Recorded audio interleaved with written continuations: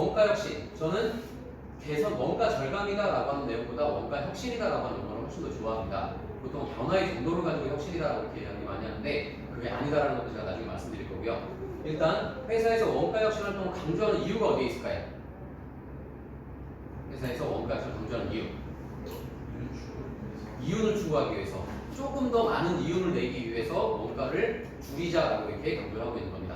그러면 진짜 회사에서 이익을 많이 내기 위한 방법이 원가를 줄이는 방법밖에 없을까?에 대한 공감부터 형성을 해야 돼요.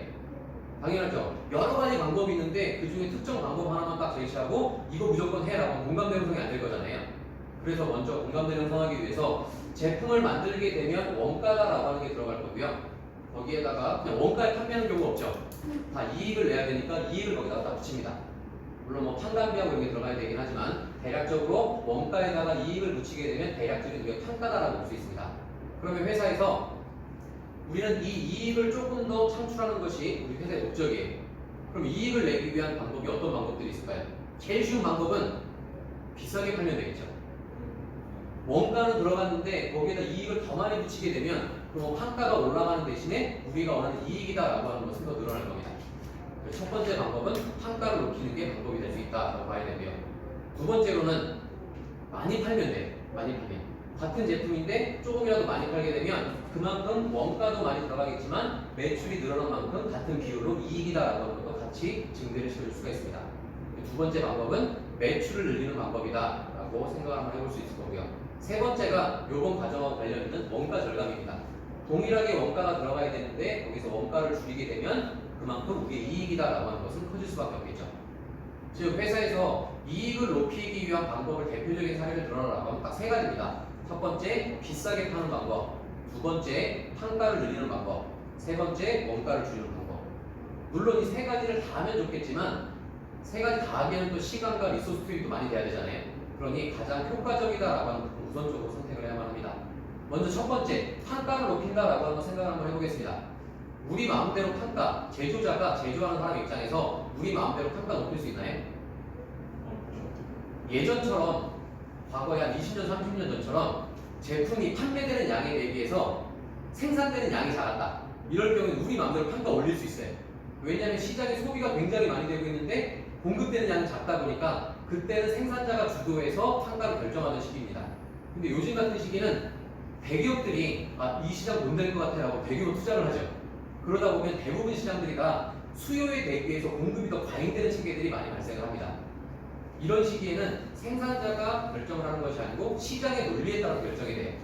시장 경쟁이 굉장히 과열되어 있다고 판가가 떨어질 수밖에 없고요. 경쟁이 그나마 치열하지 않다라고 판가가 오히려 올릴 수가 있습니다.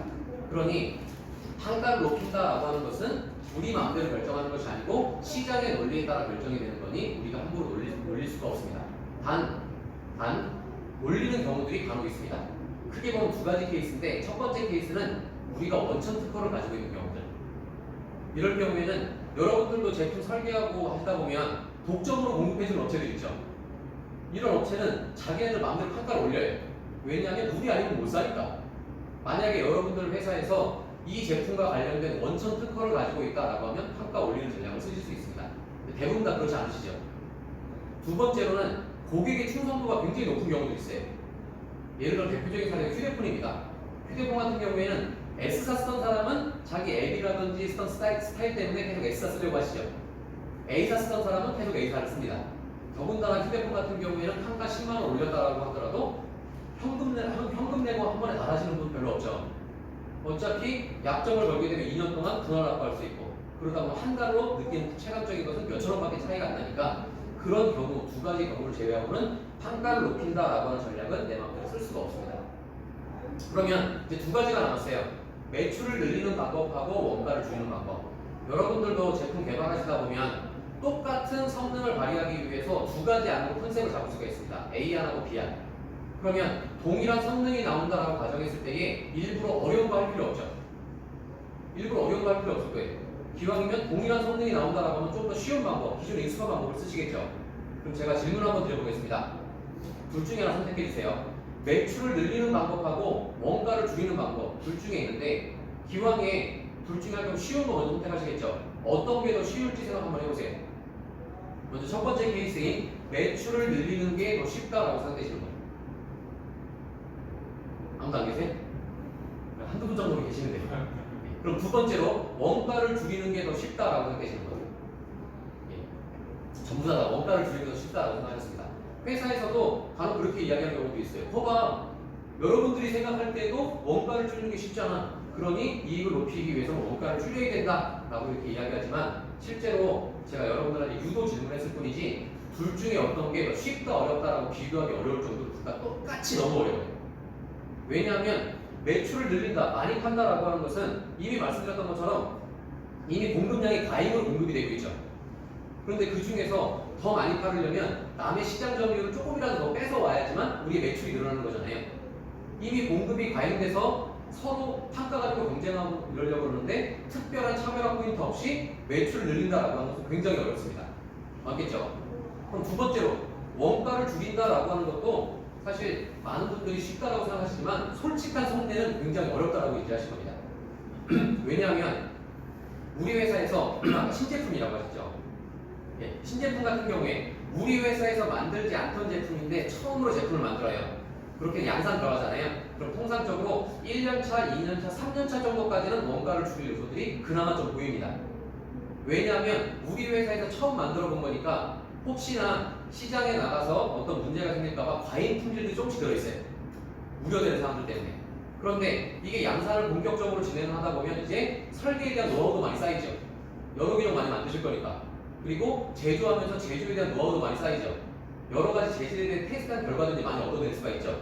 이러다 보면 1년차, 2년차, 3년차 정도까지는 어느 정도 원가를 줄일 수 있는 요소들이 보이는데 그 이상이 넘어가면 이제 할 만한 건 다 했고 더 이상 할 게 없을 것 같다.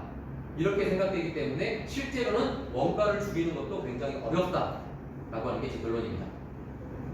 만약에 여러분들 회사에서 출시한 지 3년 이내의 신제품으로 우리 회사에서 만들지 않던 제품들인데 출시한 게 3년 이내의 제품군이 있다라고 하면 조금은 원가 절감한 여지들이 있을지는 모르겠지만 실제로 이 비중이 우리 전체 매출 중에서 차지하는 비중은 극히 일부분이다라고 생각이 돼요. 실제 효과를 내기에도 굉장히 어려운 구조다라고 볼 수 있는 거죠. 그러면 제가 말씀드렸던 것처럼 두 개 제가 일부러 유도 질문 드렸어요. 많은 분들이 원가 절감이 상대적으로 쉽다라고 생각하시는데 절대 그렇게 말해서는 공감대 형성 안 됩니다. 실무자 입장에서는 엄청 어렵다라고 느껴지는데 경영진이 야, 그 쉬운데 너네들이 시간 투자 안 하고 고민 안 하고 보니까 아이디어 안 나오는 거다. 이렇게 되면 공감대가 아니고 오히려 반감이 형성이 돼. 그렇게 쉽다라고 생각되면 본인이 직접 한번 아이디어 내보시지. 왜 우리한테만 자꾸 시키는 거야? 이런 식으로 우리 반감이 생겨요. 그러니 일단 기본 가정은 똑같이 어렵다라는 겁니다. 매출을 늘리는 것도 너무 어렵고 원가를 줄이는 것도 너무 어렵다. 그러면 여러분들도 제품 만들 때에 구현하는 컨셉이 두 가지가 있는데 둘 다 너무 똑같이 어려워요. 이럴 경우에 기왕이면 이거 구현했을 때에 우리 성능이 조금 더 잘 나올 거다라고 예측되는 게 포커싱 맞추는 게 당연하겠죠. 그렇죠? 그러니 매출을 늘리는 거와 원가를 줄이는 거 입장에서 어떤 게 더 효과가 클지에 대해서 생각을 한번 해볼 필요가 있는 겁니다. 좀 계산하기 편하게 매출을 1000억 정도 달성하는 회사다라고 가정을 한번 해보겠습니다. 이 회사가 기본적인 원가 구조를 과거의 내용을 봤더니 1000억의 매출이 발생이 되면 950억 정도의 원가가 들어가고 우리 회사의 이익이 50억 정도 남는다라고 가정을 한번 해보겠습니다. 그러면 첫 번째 케이스인 이 회사가 매출을 약 10% 정도 증가했을 때에 우리의 이익 금액이 얼마나 더 추가로 발생이 되느냐라고 하는 걸 살펴보면 매출은 1000억에서 1100억 정도로 올라가고요. 원가는 950억에서 약 한 1040억 정도로 올라가고 이익은 50억에서 55억 정도 올라가서 이익의 증가 금액은 매출 10% 올라간 만큼 거의 유사하게 10% 정도 증대돼서 5억 정도가 증대가 된다고 볼 수 있어요. 그런데 이번에는 똑같이 10%도 아니고 원가를 5% 줄였다라고 가정을 한번 해보겠습니다. 그러면 매출은 그대로 1000억으로 그대로 유지가 되는 대신에 5% 줄이게 되면 950억에서 약 한 903억 정도로 줄어들게 되고요. 그럼 이익은 매출에서 원가 빼주면 되니까 우리의 이익 금액은 약 97억 정도가 발생이 됩니다. 그럼 과거 50억 발생됐던 거에 대비해서 47억 정도가 더 발생이 된 거죠. 그렇죠? 그러니 만약에 이 정도 5% 정도의 수익이 나는 원가 구조를 가지고 있는 회사다라고 하면 매출을 10% 늘리는 거에 대비해서 원가 5% 줄이는 게 우리 이익 금액의 증가 비율은 9배 이상의 효과 금액이 있다라고 볼 수 있는 거예요. 그러니 원가 절감에 대해서 이익을 높이기 위해서 원가 절감을 하는데 여러 가지 방법들 중에서 가장 쉬운 방법이 원가 절감이다 라고 생각하는 컨셉이 아니고 일단 공감대를 얻기 위해서 이거 굉장히 어려운 방법이다 라고 인정을 먼저 해주는 겁니다. 대신에 우리가 할 수 있는 방법이 두 가지가 있는데 그 중에서도 효과가 큰 걸 따지다 보니 원가를 줄이는 게 이만큼 더 효과도 되게 크게 발생하지 않느냐. 그런 이만큼 성과를 많이 낼 수 있는 거기 때문에 회사에서 강조를 하고 있는 거다.